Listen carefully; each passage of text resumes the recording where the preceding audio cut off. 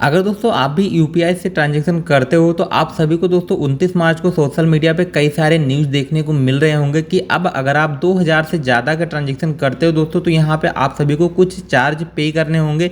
तो उसके बारे में पूरी कंप्लीट सच्चाई क्या है कि आपको पेमेंट देना पड़ेगा या फिर नहीं देना पड़ेगा, या फिर देना पड़ेगा तो किस केस में देना पड़ेगा, इन सभी के बारे में दोस्तों डिटेल्ड में चर्चा करने वाले हैं। इसलिए आप इस वीडियो को शुरू से लेकर एंड तक जरूर देखिएगा। तो चलिए दोस्तों अब फटाफट वीडियो को स्टार्ट करते हैं।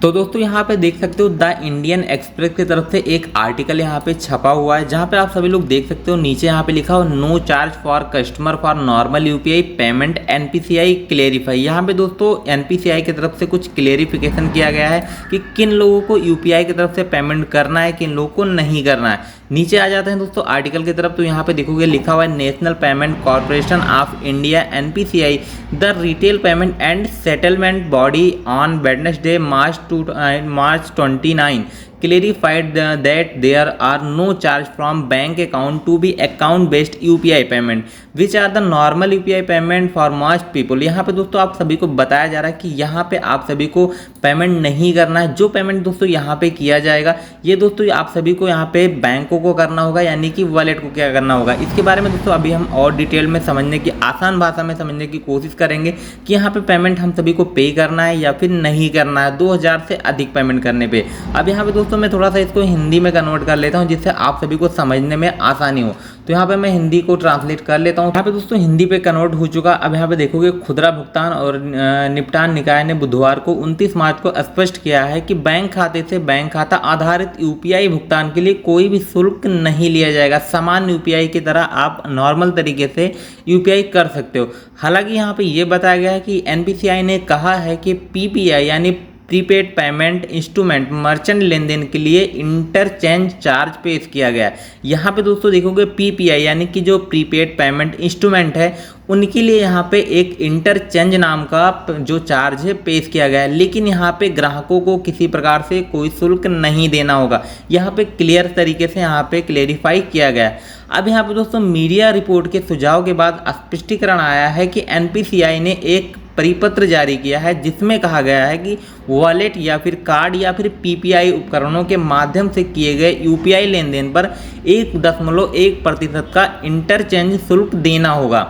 यह शुल्क रिपोर्ट के अनुसार 2000 रुपये से अधिक के लेन देन पे लागू होगा।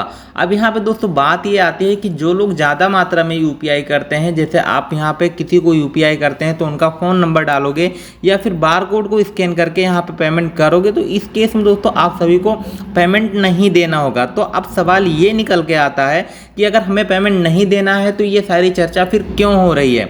तो यहाँ पे दोस्तों एक चीज़ और क्लेरिफाई करके बताया गया है, यहाँ पे जो भी अगर पेमेंट आपको करना है तो एनपीसीआई ने यहाँ पे कहा हुआ है क्लियर तरीके से कि जो पेमेंट हमारा लगने वाला है वो प्रीपेड पेमेंट इंस्ट्रूमेंट में लेन देन के आधारित पे लगेगा।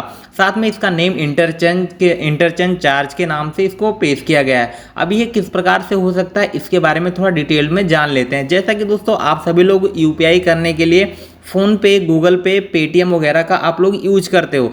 अब इस केस में दोस्तों अगर आपके मोबाइल यानी अगर आप यहाँ पे यूपीआई बनाते हो तो आपके मोबाइल नंबर से आपका बैंक अकाउंट लिंक होता है। इस केस में आप किसी का भी मोबाइल नंबर डालते हो, आपके अकाउंट से पैसा कट के डायरेक्टली उनके अकाउंट में ऐड हो जाता है यूपीआई के माध्यम से।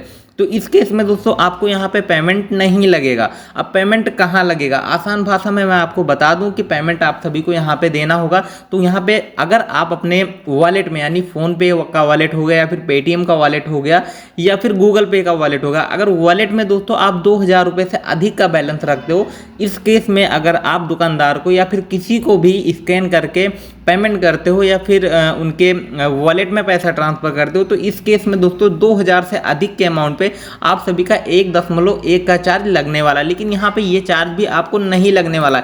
ये चार्ज दोस्तों जो आपका रिसीवर होगा यानी जिसको आप पैसा भेजोगे, जिस भी दुकानदार को पैसा भेजोगे उस दुकानदार का पैसा यहाँ पे लगने वाला है।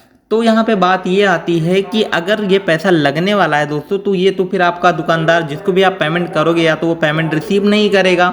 तो इस केस में आप सभी लोग अगर आप नॉर्मल यूजर हो यहाँ पे तो आप सभी को घबराने की जरूरत नहीं है, क्योंकि दोस्तों आप सभी को ध्यान में ही नहीं होगा कि आपने पिछले टाइम पे कितने दिन पहले अपने वॉलेट पे पैसा ऐड किया था। क्योंकि मोस्टली इंडिया में जितने भी लोग ट्रांजेक्शन करते हैं यूपीआई के माध्यम से, वो सभी लोग दोस्तों ज़्यादातर बैंक के माध्यम से ही ट्रांजेक्शन करते हैं। वो लोग अपने यूपीआई के वॉलेट में, यानी जो आपका एप्लीकेशन का वॉलेट होता है गूगल पे का, फोन पे का या पेटीएम का, उसमें दोस्तों पैसा नहीं रखते हैं। डायरेक्टली वो अपने अकाउंट में रखते हैं और यूपीआई नंबर डालेंगे तो पैसा ट्रांसफ़र कर देते हैं। तो इस केस में दोस्तों आप सभी को टेंशन लेने की ज़रूरत नहीं है। यहाँ पे एनपीसीआई ने पूरी तरीके से क्लियर किया है कि ये जो सर्कुलर है, यहाँ पे देखोगे लिखा हुआ है, एनपीसीआई ने सर्कुलर जारी कर कहा है कि वॉलेट या कार्ड जैसे पीपीआई इंस्ट्रूमेंट के जरिए किए गए यूपीआई ट्रांजैक्शन पे 1.1% का इंटरचेंज फीस लगेगा। ना कि दोस्तों आप नॉर्मल यूपीआई करोगे तो आपका पैसा नहीं कटेगा। तो इस केस में अब आपको टेंशन लेने की कोई ज़रूरत नहीं है, अब नॉर्मल तरीके से यूपीआई को यूज करोगे। दोस्तों फिलहाल यही जानकारी थी इस वीडियो के माध्यम से। यहाँ पे देखोगे द इंडियन एक्सप्रेस में ये वाली आर्टिकल छपी हुई है, जो इस इंफॉर्मेशन का जो सोर्स है दोस्तों, यहाँ पे द इंडियन एक्सप्रेस का ये सोर्स है। तो यहाँ पे आप जाके डायरेक्टली भी इसको रीड कर सकते हो अच्छे से। और मैंने आई होप आप सभी को अच्छे से समझा दिया कि एनपीसीआई जो यूपीआई से आप पेमेंट करते हो, तो यहाँ पे आपका 2000 का पेमेंट लगने वाला है या फिर नहीं लगने वाला है। तो फिलहाल इस वीडियो में यही जानकारी थी। आशा करता हूँ आप सभी को जानकारी अच्छी लगी होगी। जानकारी अच्छी लगी तो वीडियो को लाइक करके चैनल को जरूर सब्सक्राइब करो, क्योंकि ऐसी ही इन्फॉर्मेटिव वीडियो हम आप सभी के लिए लाते रहते हैं। तो मैं मिलता हूं दोस्तों आपको ऐसे किसी नेक्स्ट वीडियो में, तब तक के लिए जय हिंद जय भारत।